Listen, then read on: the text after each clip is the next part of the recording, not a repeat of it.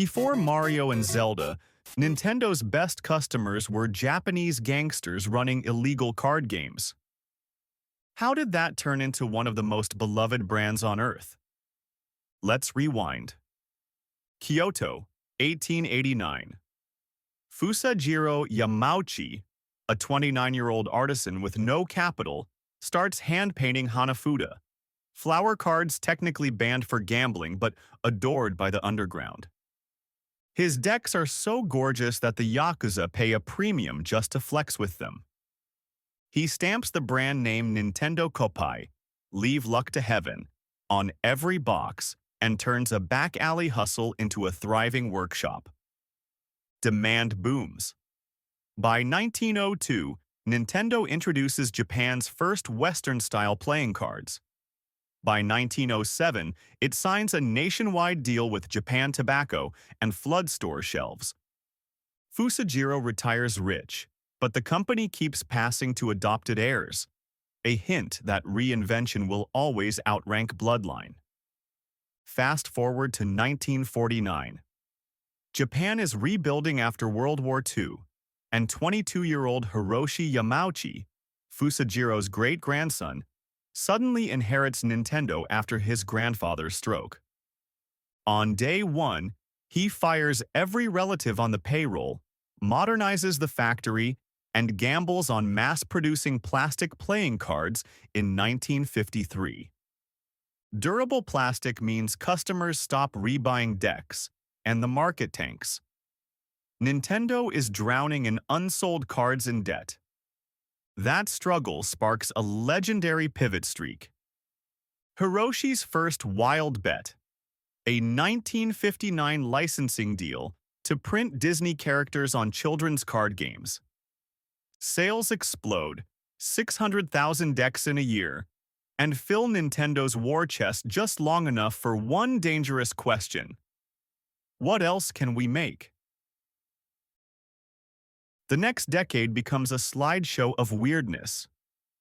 Nintendo Taxis, a Kyoto cab fleet that bleeds cash. Instant rice, competitors taste better, it flops. Love hotels, short-lived profits, long-term embarrassment. Solar-powered photocopiers, vacuum cleaners, baby swings, each forgotten. Every failed pivot buys a few more months of oxygen but drags the brand further from cards and closer to toys. 1966, make-or-break year. During a factory walkthrough, Hiroshi spots maintenance worker Gunpei Yokoi playing with a telescopic plastic claw he built to kill boredom. Hiroshi shouts, "We ship this for Christmas, make 10,000. That toy, the Ultra Hand, sells 1 million units in weeks and saves the company. Yokoi is promoted from janitor to chief engineer. Next hits follow fast: the Ultra Machine pitching toy and the tongue-in-cheek love tester that measures romantic chemistry.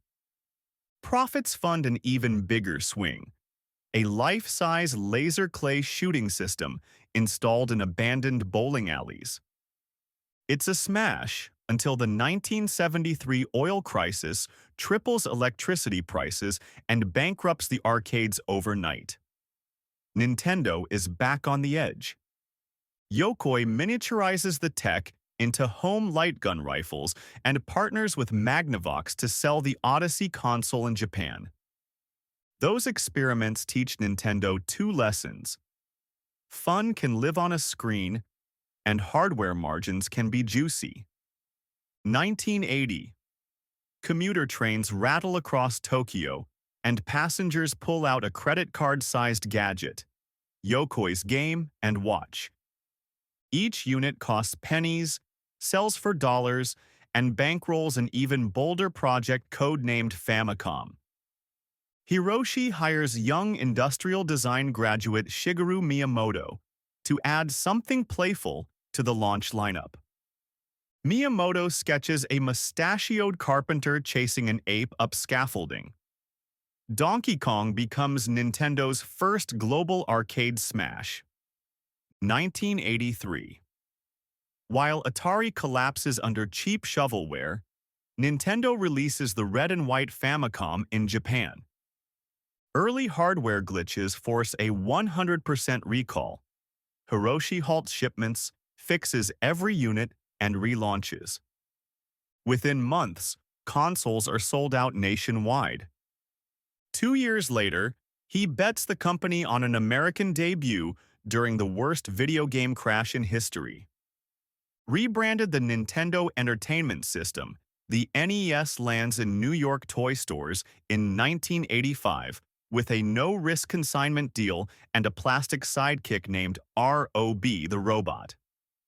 Kids beg for it. Parents cave. The NES revives the entire US games industry. Nintendo enforces a 5-game limit per publisher and stamps boxes with a gold seal of quality. Critics call it monopolistic. Parents call it trustworthy. Either way, it works. 1989. Yokoi strikes again with the Game Boy. 8-bit, pocket-sized, practically indestructible. Tetris fever grips the planet, and Nintendo graduates from toy maker to cultural touchstone. From there, it's fireworks. Super NES, Nintendo 64, Wii, Switch. Each console a gamble, each proving that playful ideas beat raw specs. So what's Nintendo's real secret? Failure is prepaid R&D. Taxi flop? Learned logistics? Love hotel cringe? Learned service turnover? Laser clay bankruptcy? Provided the light gun tech that ships with Duck Hunt. Every misfire fertilizes the next breakthrough. 135 years after gangsters slammed hanafuda cards onto wooden tables, we're still slapping Nintendo hardware onto coffee tables, only now it lights up instead of getting you arrested. If you love stories where wild pivots beat the odds, hit subscribe. More business origin myths drop soon. Dodo.